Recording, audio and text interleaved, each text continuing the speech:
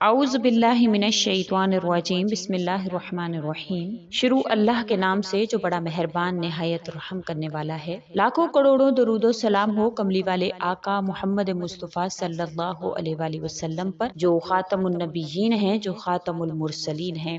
اس رب کی پناہ چاہتے ہیں ہم جو جبرائیل، میکائیل، اسرافیل اور اسرائیل کے رب ہیں۔ اللہ کریم سے ہم پناہ چاہتے ہیں ہر بری گھڑی سے جس میں انسان کسی آزمائش میں مبتلا ہوتا ہے۔ بے شک اللہ کریم پناہ دینے والے ہیں، ہماری پریشانیوں کو ختم کرنے والے ہیں۔ آج کا عمل جو میں آپ سے ذکر کر رہی ہوں بڑا ہی خاص ہے۔ انشاءاللہ تعالیٰ آپ نے یہ عمل اپنی ناف پر انگلی رکھ کر آپ نے یہ عمل کرنا ہے۔ اس عمل کی برکت سے آپ کے اندر جو بھی بیماریاں ہیں، جو بھی آپ کے جسم کے اندر پریشانیاں ہیں، جس کی وجہ سے آپ اولاد کی نعمت سے محروم ہیں، تو انشاءاللہ تعالیٰ آج کا عمل آپ کو اولاد والا بنا دے گا۔ اگر آپ محرم کے مہینہ میں ناف پر انگلی رکھ کر اللہ کریم کا یہ ایک نام پڑھ لیتے ہیں تو انشاءاللہ اسی مہینہ میں اللہ کریم آپ کو خوشخبریاں عنایت فرما دیں گے۔ ویڈیو ذکر کرنے سے پہلے میں آپ سے ریکویسٹ کرنا چاہوں گی کہ اگر آپ میرے چینل پر نئے ہیں یا آپ مجھے پہلی مرتبہ سن رہے ہیں تو میرے چینل کو سبسکرائب ضرور کر دیں، کیونکہ ہم یکے بعد دیگرے بہت سے ایسے وظائف جن کا تعلق اولاد کے حوالے سے ہو ہم ذکر کرتے رہتے ہیں، اور کسی کو کوئی وظیفہ آسان لگ رہا ہوتا ہے، کسی کو کوئی وظیفہ آسان لگ رہا ہوتا ہے، تو انشاءاللہ تعالیٰ کوئی ایک وظیفہ آپ کے لیے کارآمد ثابت ہو سکتا ہے،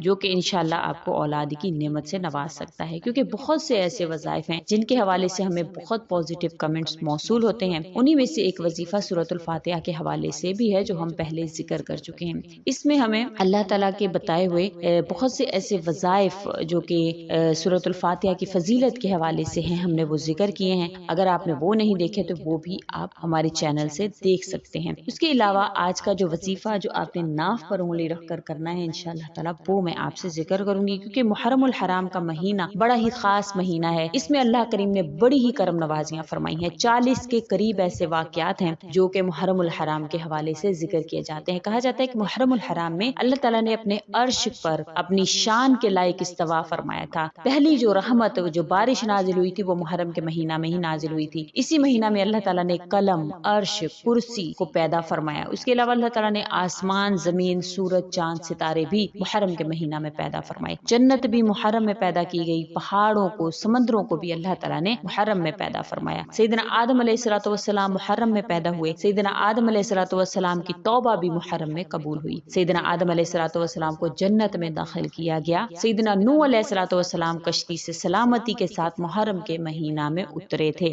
سیدنا ابراہیم علیہ الصلوۃ والسلام محرم میں پیدا ہوئے۔ سیدنا ابراہیم علیہ الصلوۃ والسلام پر نار نمرودی کو محرم میں گلزار بنا دیا گیا۔ سیدنا عیسیٰ علیہ الصلوۃ والسلام پیدا ہوئے۔ سیدنا عیسیٰ علیہ الصلوۃ والسلام کو آسمان کی طرف بھی محرم میں ہی اٹھایا گیا تھا۔ سیدنا یونس علیہ الصلوۃ والسلام مچھلی کے پیٹ سے محرم میں باہر تشریف لائے۔ سیدنا یونس علیہ الصلوۃ والسلام کی قوم کی توبہ بھی محرم میں قبول ہوئی۔ سیدنا یوسف علیہ الصلوۃ والسلام قید سے آزاد محرم میں ہوئے۔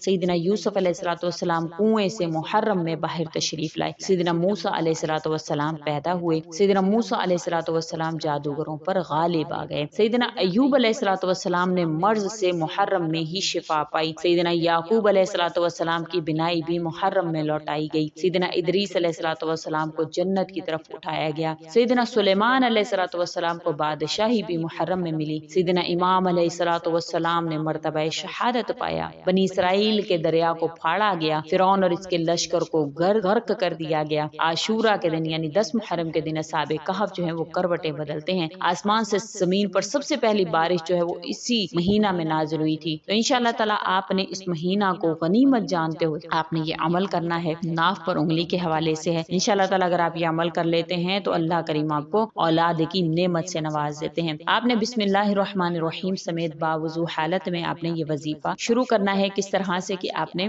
باوضو حالت میں ناف پر اپنے انگلی رکھ کر آپ نے بسم اللہ الرحمن الرحیم پڑھنا ہے۔ پھر اس کے بعد آپ نے اللہ تعالیٰ کا ایک نام ہے یا اللہ، یا اللہ، یہ اللہ تعالیٰ کا ذاتی نام ہے، اللہ تعالیٰ کا حقیقی نام ہے، کیونکہ ہمارے جو معبود حقیقی وہ اللہ کی ذات ہی ہیں اگر ہم یہ عمل کرتے ہیں، کیونکہ انسان کی ناف کا تعلق انسان کے پورے جسم سے ہے۔ جب ہمارا تعلق اس دنیا سے قائم ہونے لگتا ہے تو سب سے پہلے ہماری ناف کے ساتھ اللہ تعالیٰ جو ہے وہ رابطہ قائم کرتے ہیں، اور جو ایک بچہ ہے اس کو خوراک بھی ناف کے ذریعے سے پہنچائی جاتی ہے۔ اللہ تعالیٰ کا یہ انسان کا سلسلہ جوڑا ہے وہ ناف کے ذریعے سے ہی جوڑا ہے۔ تو اگر آپ ناف پر انگلی رکھ کر اس عمل کو کرتے ہیں تو آپ کا تصور جو ہے وہ اس لیول پر چلا جاتا ہے کہ اللہ تعالیٰ جس طرح سے اس دنیا کے معاملات کو انسان کی زندگی سے جوڑتے ہیں، اسی طرح سے ہمارے معاملات کو بھی اللہ تعالیٰ حل فرماتے ہیں۔ سعودی عرب میں یا ان علاقوں میں جو کہ یمن ہے یا ترکی کے علاقوں میں لوگ جو ہیں وہ ناف پر تیل لگانے سے یا کوئی بیماری ہے، ان کو خشکی ہو گئی ہے یا ان کے جسم میں کوئی بھی ایسی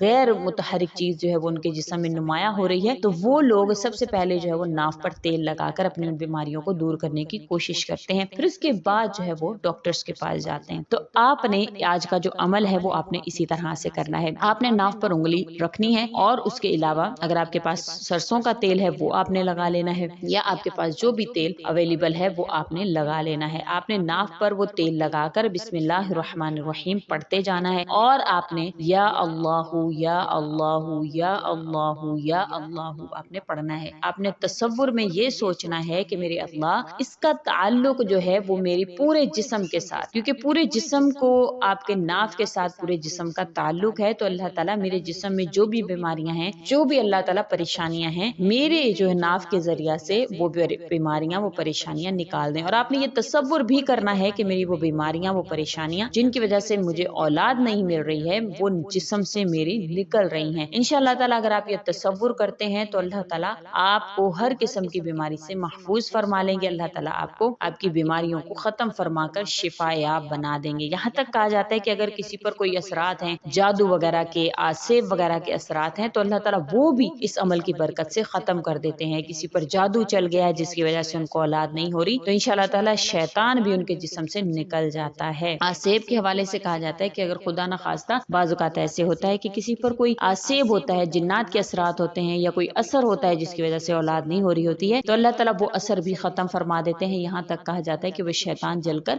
راکھ ہو جاتا ہے۔ شیطان جو ہے وہ راکھ ہو گیا تو انشاءاللہ اللہ تعالیٰ شفا عطا فرما دیتے ہیں۔ اللہ کریم آپ کو صدیقین میں شمار فرمائیں گے، آپ کی پریشانیوں کو ختم فرمائیں گے، آپ کے تمام معاملات میں آپ کو مدد ہونا شروع ہو جائے گی۔ صرف اولاد کے حوالے سے نہیں بلکہ اگر آپ کے جسم میں کوئی اور بیماریاں ہیں تو انشاءاللہ تعالیٰ ان بیماریوں سے بھی اللہ تعالیٰ آپ کو نجات عطا فرما کر آپ کی زندگی کو انشاءاللہ تعالیٰ پرسکون بنائیں گے اور آپ کو اولاد کی نعمت سے نواز دیں گے۔ انشاءاللہ آپ نے یہ عمل ضرور کر لینا ہے محرم کے مہینے میں، کیونکہ اللہ کریم کے بڑی کرم نوازیاں جو 40 کے قریب میں نے آپ سے انعامات ذکر کیے ہیں وہ تمام کا تعلق محرم سے ہے، تو اللہ تعالیٰ کی ایک رحمت جو ہے وہ جوش میں ہوتی ہے اس مہینہ میں۔ تو اگر آپ یہ عمل کرتے ہیں تو انشاءاللہ اللہ کریم کی نظر رحمت آپ پر بھی برسے گی اور اللہ کریم آپ کو اولاد کی نعمت سے نواز دیں گے۔ تو امید کرتی ہوں آپ کو یہ ویڈیو اچھی لگی ہوگی۔ اگر اچھی لگی ہے تو لائک کر دیں، شیئر کر دیں اور ہمارے چینل کو سبسکرائب بھی ضرور کر دیں اور یہ وظیفہ بھی ضرور کریں۔ اسی کے ساتھ اجازت چاہوں گی، اللہ حافظ۔